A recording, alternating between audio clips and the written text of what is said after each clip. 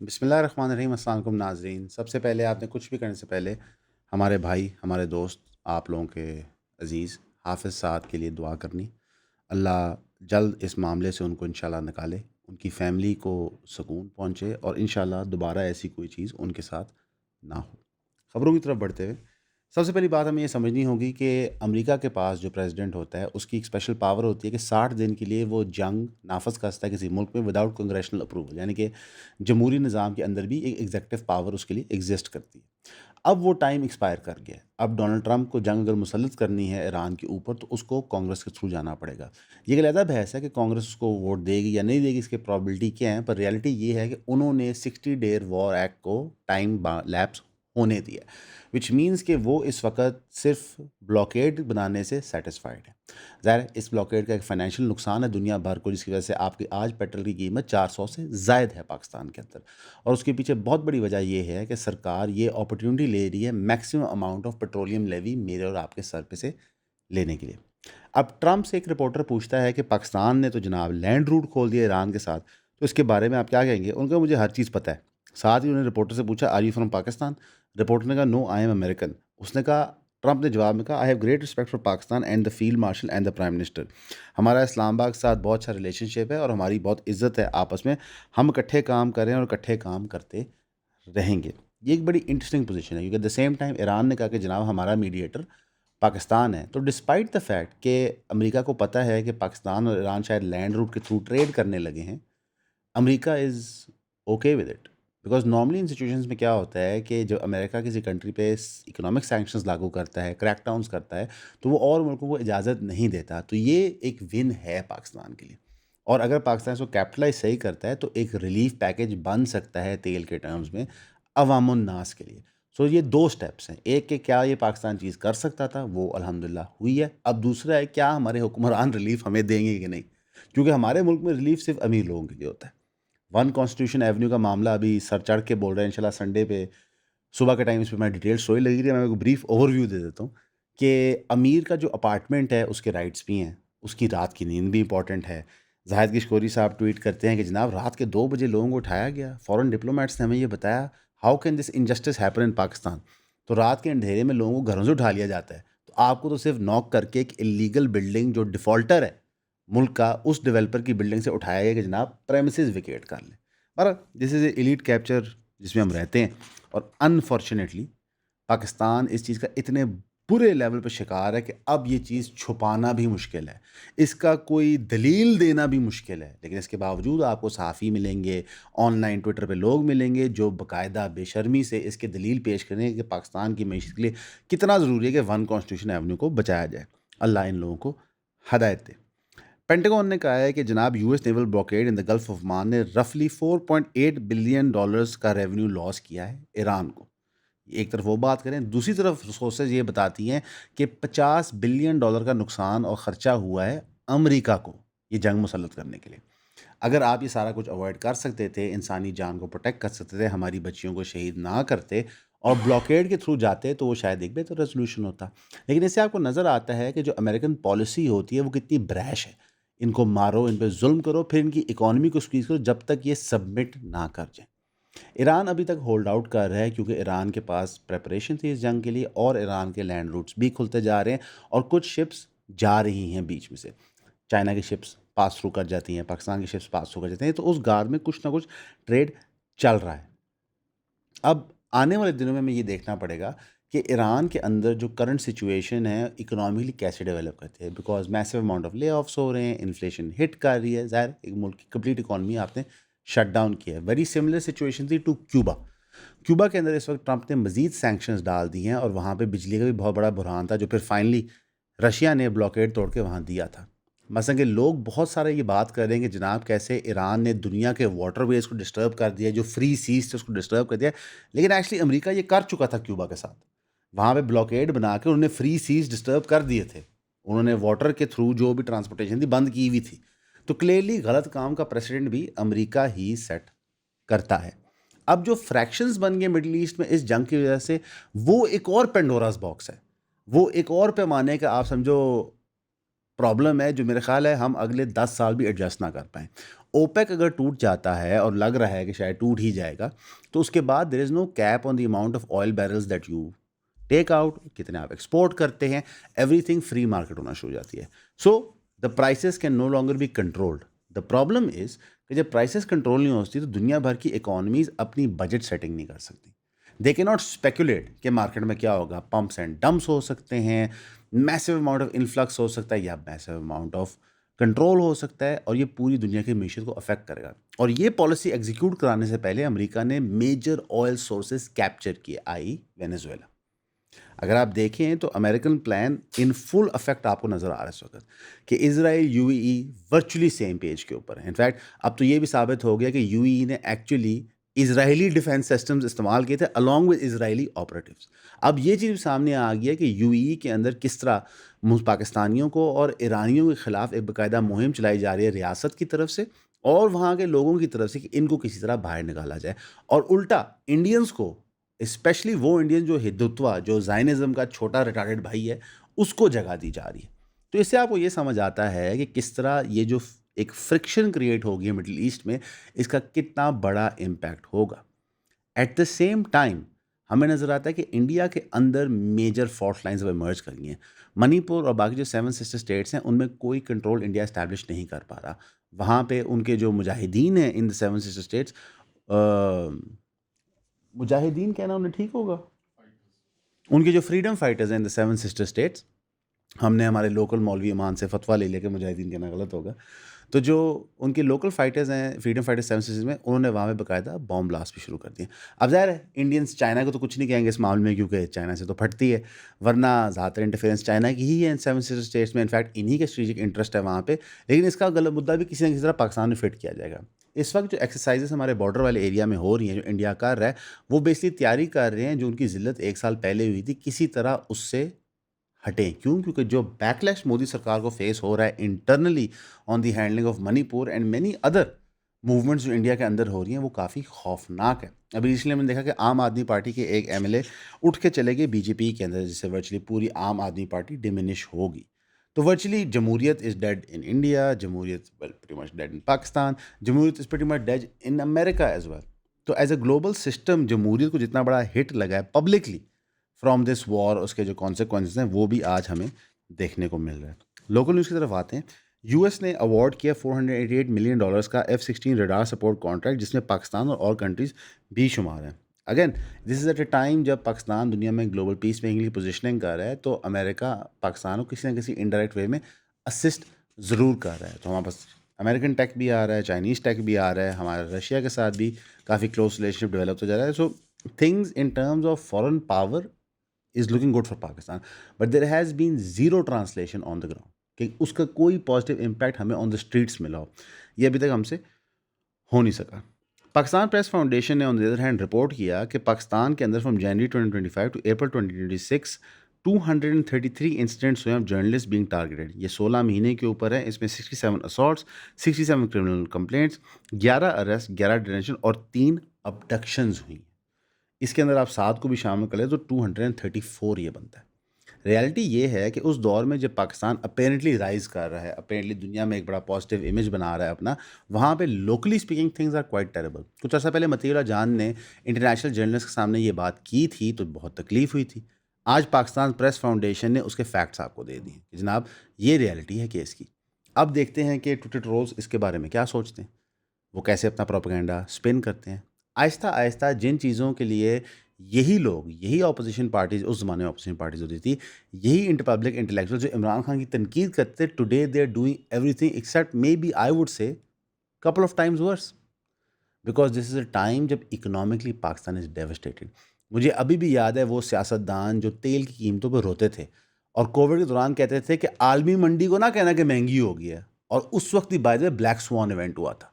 Black سوان events عموماً ایسے events ہوتے ہیں جو کاز کرتے ہیں a massive trigger in prices and these are unprecedented events. So COVID was a black swan event. اس دور میں پیٹرولیم لیوی معاف کر کے عوام کو ریلیف دی گئی تھی. آج ایک بلیک سوان ایونٹ ہوا ہے تو اس میں پیٹرولیم لیوی معاف نہیں کی گئی. سو کلیئرلی آج کی government at least in this regard is not doing a good job. George Orwell کے ناول 1984 اور کرسچن بیل کی sci fi action movie equilibrium کے درمیان کیا کامن ہے؟ امیڈیٹلی دیکھتے ہیں تو لگتا ہے کچھ بھی نہیں, لیکن جب گہرائی میں جاتے ہیں تو پتہ لگتا ہے کہ یہ دونوں تھیمیٹکلی ایک چیز کے بارے میں، وہ ہے ڈسٹوپین گورنمنٹ، جس کو بگ بردر بھی کہتے ہیں، جو بگ بردر جو ہمیشہ دیکھ رہا ہوتا ہے آپ کو. بگ بردر کا چرچا تو بہت ہے آج کل پاکستان کے اندر، لیکن اس طرح کے کمپلیکیٹڈ تھیمز کو سمجھنے کے لیے ہم نے دا کلب بنایا، جو کہ پہلے تو صرف ایک بک کلب ہوا کرتا تھا پچھلے 1-1.5 سال کے لیے، لیکن اب ہم نے اس کو ایک یونیورسل کلب بنا دیا ہے، اس کے اندر کتابیں، popular films, documentaries, articles, published papers, ان ساروں کا مجموعہ بنا کے ہم thematically month to month complex ideas کو ایک گروپ سیٹنگ کے اندر ایک کمیونٹی کے ساتھ سمجھنے کی کوشش کرتے ہیں. تو اگر آپ جوائن کرنا چاہتے ہیں eonpodcast.com پہ جائیں اور اپنی ممبرشپ پرچیز کریں تاکہ ہم جمعے کے جمعے آپ سے ملاقات کر سکیں. سی یو دیئر انشاءاللہ. In fact they actually doing everything in their power to make sure کہ عوام سے میکسیمم اس مشکل دور میں پیسے نچوڑے جا سکیں. اس کی جتنی تعریف کی جائے اتنا کم ہے. جی میں تعریف ہی کہہ رہا ہوں بیکاز ہم یہ ڈیزرو کرتے ہیں. ہمارا وہ ملک ہے جہاں پہ direct taxation because of lack of trust in the system ہوتا نہیں ہے، تو ریاست انڈائریکٹ پہ انڈائریکٹ ٹیکس لگاتی رہتی ہے اور ہم وہ دیتے رہتے ہیں. ہم نہ ریاست سے کوشچن کرتے ہیں، نہ لیگلی ان چیزوں کو پرسو کرتے ہیں، نہ کم سے کم شور مچاتے ہیں کہ یار why do we pay such a high GST، why are we paying such a high petroleum levy. ٹھیک. اب میں دیکھ رہا تھا کہ رضی دادا صاحب ہیں جو آئی گیس ان کو صحافی کہہ سکتے ہیں، ٹھیک ہے، جو صحافی میں اور کیا کہوں. صحیح ہے. اب میں ان کی طرح کسی قوم کی برا بھلا تو نہیں کہوں گا نا کہ وہ اچھل رہے تھے ایک کہتے پر. تو رضی دادا صاحب جو صحافی ہیں وہ کہتے ہیں کہ ہمیں جناب جو بے نظیر کے ٹائم پہ IPP کانٹریکٹس تھے ان کو ختم کر دینا چاہیے. آئی ونڈر انہوں نے یہ کیوں کہا. It's almost as if I may وہ شاید کسی پولیٹیکل پارٹی کی سائڈ لے رہے ہیں، بھائی نہیں پتا کون، but may be just saying. میرا خیال ہے کہ جتنے بھی IPP کانٹریکٹس ہوتے ہیں ان کو پبلک کر دینا چاہیے. ہاں ہوتا ہے، پبلک کر دیں بس کہ عوام ایک دفعہ پڑھ سکے کہ ہوا کیا ہے. ہم پھر فیصلہ کریں گے کہ بے نظیر کا کتنا قصور ہے، زرداری صاحب کا کتنا قصور ہے، نواز شریف صاحب کا کتنا قصور ہے، مشرف صاحب کا کتنا قصور ہے، اور عمران خان صاحب کا کتنا قصور ہے. Let us determine because clearly ہمارے صحافی زیادہ انٹرسٹیڈ یہ ہیں کہ میرا جی کے ماضی کے ریلیشن شپس کیا تھے. یہ زیادہ انٹرسٹنگ ہے کہ وردہ ملک ڈانس کرتی تھی یا نہیں کرتی تھی، because these are the critical issues. تو آپ کو نظر آ رہا ہے کہ سلیکٹیو جرنلزم ہو رہی ہے just to promote and propagate a particular narrative. میں اس کو ایک پرسنل ایگزامپل کے تھرو کو سمجھانے کی کوشش کرتا ہوں تاکہ تھوڑی چیز آپ کو واضح ہو. A very unfortunate incident happen with Saad. People have made this a سیاسی فٹ بال.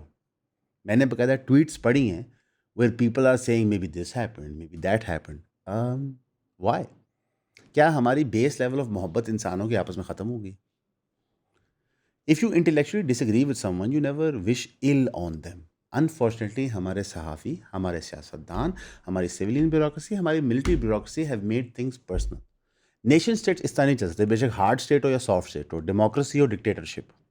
دے کی ناٹ آپریٹ لائک دس. ایک بنیادی لیول پہ انسان کو انسان سے محبت ہونی چاہیے، لیکن ہمارے بڑے کلیئر ایجنڈاز ہوتے ہیں جن کو ہم پش کر رہے ہوتے ہیں دیٹ وی انشور کہ کسی طرح ہم اسے پیٹینس کر سکیں. حالانکہ ہارش ریئلٹی کیا ہے کہ آپ کا premier department, in fact the only department for tax collection FBR 683 billion کے شارٹ فال میں. ریونیو کلیکشن آلدو 10.26 ٹریلین پڑ گئی ہے، لیکن 683 بلین ابھی بھی ہم اپنے گیون ٹارگیٹ سے کم ہیں. یعنی کہ ہم نے FBR کو ٹارگیٹ دیا، ہم وہ اچیو نہیں کر پائے، اور یہ وہ ٹارگیٹ ہے بائی دی وے جو FBI نے ریوائز کر کے واپس بھیجا تھا. ہم نے اس سے ہی بڑا ٹارگیٹ بھیجا تھا. سو ریئلٹی ہے کہ آپ کی اکانومی میں پیسے نہیں ہیں. آپ نے ابھی سود کی شرح بڑھائی ہے، اس کا مطلب ہے کہ اکانومی سے اور لیکوڈیٹی سکویز ہوگی. ابھی گورنمنٹ کا فوکس کیا ہے؟ کرپٹو انہوں نے بڑے فاسٹ پیس پہ لیگلائز کیا. ٹھیک ہے. This again will shrink money in the economy. پوچھے کیوں؟ ڈز اینی ون نو؟ بچاؤ بتانا جائیں گے. بیکاز جب آپ USDT خریدتے ہیں تو ملک کی اکانومی سے پیسہ غائب ہو جاتا ہے. تو اگر بینک سے اکاؤنٹس کھول رہے ہیں تو فزیکل USDT کی ہولڈنگ کا ہے. It doesn't exist, it's on the internet اور ہارڈ ڈرائیوس کے اندر ہوتی ہے. رائٹ. سو آپ نے اگین ملک کی اکانومی کے اندر کیش ایز اے کموڈٹی اسکیس کی ہے. لیٹس سی اس کے کانسیکوینسز کیا ہوتے ہیں. ہاؤیور جب آپ یہ سب کو ڈیجیٹائز کرو تو ایزمپشن اس سے کہتے ہیں کہ اس پہ آپ ٹیکسیشن کر سکتے ہو. اوکے. اس پہ جو آپ ٹیکسیشن کرو گے کتنی پرسنٹیج ہوگی؟ Will this business even be viable? Will crypto trading be even viable? Because ہم نے دیکھا کہ جب ریئل اسٹیٹ کو ٹیکسیبل کرنا تھا وچ از اٹ شوڈ ہیپن، ہم نے ایسے بھونڈے طریقے سے کیا کہ پوری انڈسٹری بند کر دی. ہم نے بعد میں انڈسٹریلسٹ کے ساتھ بھی یہی کیا تھا کہ ہم نے ایونچولی ان کو اتنا بڑا اسکویز دیا، انہوں نے انڈسٹریاں بند کر دی. ٹھیک. اب سپر ٹیکس ایف سی سی نے کہا ہے جو فیڈرل کانسٹیٹیوشن کورٹ ہے کہ جناب پرفیکٹلی لیگل ہے. Great. How did F C C come about this decision? Maybe by text government can add any tax, but کوئی ہیومین ایلیمنٹ ہے لا کو. کانسٹیٹیوشن کا پرپز کیا ہے؟ Is it just a framework جس سے بتاتا ہے گورنمنٹ کیا کرتی ہے, یا is it also framework for protection for the people of Pakistan? Is it a frame work protection for the business man? Is it a frame work of protection for the average citizen? یہ ہمیں پتہ نہیں چل پا رہا. ایک unfortunate وقوع ہوتا ہے. صبح طاہر صاحب نے اس کے اوپر ویڈیو بنائی ہے آپ کے سہولت بازار کے اندر. آپ کو آئے دن نظر آتا ہے police crackdowns and brutality. Para force دکانوں کو ایسے پڑتی ہے ایز اف خدا نہ خواستہ یہ پیسے چوری کریں دکاندار. بھائی اگر دکان 8 بجے نہیں 8-10 پہ بند ہوگی تو کون سی قیامت برپا ہوگی؟ اور یہ آپ لاجک لو جی بیٹھے بٹھائے ابھی میں نے آمد ہوئی ہے. اگر آپ دکانداروں کو کہیں کہ آپ نے صبح 9 بجے نہیں کھلنا, دوپہر 3 سے لے کے رات 11 تک کھلنا ہے یا 12 تک کھلنا ہے, تو بجلی بچے گی؟ جی. تو یہ کیوں نہیں ٹائم کر دیتے؟ کیوں؟ کیونکہ کسی بیوروکریٹ کو خیال ہے ایسے ہونا چاہیے, جس نے نہ دھندا کیا نہ کاروبار کیا نہ وہ دکان جاتا ہے. کیونکہ بیوروکریٹس کا تم نے اکثر دیکھے ان کے گن مین والے ڈالے جو سرکار کی طرف سے سوری ہماری طرف سے دیے ہوتے ہیں, ان میں ان کی بیگمات بچے بیٹھ کے وہاں پہ جاتے ہیں. یہ ریالٹی ہے. پھر ہمارا دوست علی حمزہ ان کو دیتا ہے, اور علی حمزہ نے ہمارا وہ شعر بھی کیا دوبارہ ہے, وہ بندہ ببر شعر. لیکن ایک اس کی اخلاقی بات مجھے اچھی لگی کہ وہ کبھی بھی جو فیملی ہوتی ہے اس کو ہراس نہیں کرتا. یہ اچھی بات, یہ اخلاقیات ہیں. ریحان طارق صاحب ہوتے تو پھر تو آپ کو پتہ ہے وہ پہلے ان کی ویڈیو شوٹ کرتے پھر ان کو وہ ویڈیو دکھاتے ہوتے ہیں فون میں, یہ دیکھیں. تو اکنامکلی اسپیکنگ آف کیمرہ محمد امان اللہ طارق گلزار نے کہا ہے کہ وہ بائسڈ ہیں ٹورڈز ایکٹرز سرکاری ملازمین کے ساتھ یہ نہیں کرتے. وہ اس کے لیے اردو پوائنٹ نے ذیشان صاحب رکھے ہیں. دیکھو یہ سارے ہمارے بھائی ہیں, کچھ بڑے کچھ چھوٹے کچھ دور کے, ٹھیک ہے. یہ جو ہمارے سارے بھائی ہیں نا, یہ بیسی نوکریاں کر رہے ہیں, یہ ریالٹی ہے. دے نو کہ یار our jobs are dependent on T R P یا ویوز. یہ ایک ہارش اکنامک ریالٹی ہے. ان میں سے کوئی انقلابی نہیں ہے, کوئی ٹروتھ سیکر نہیں ہے, they just doing their jobs. ٹھیک.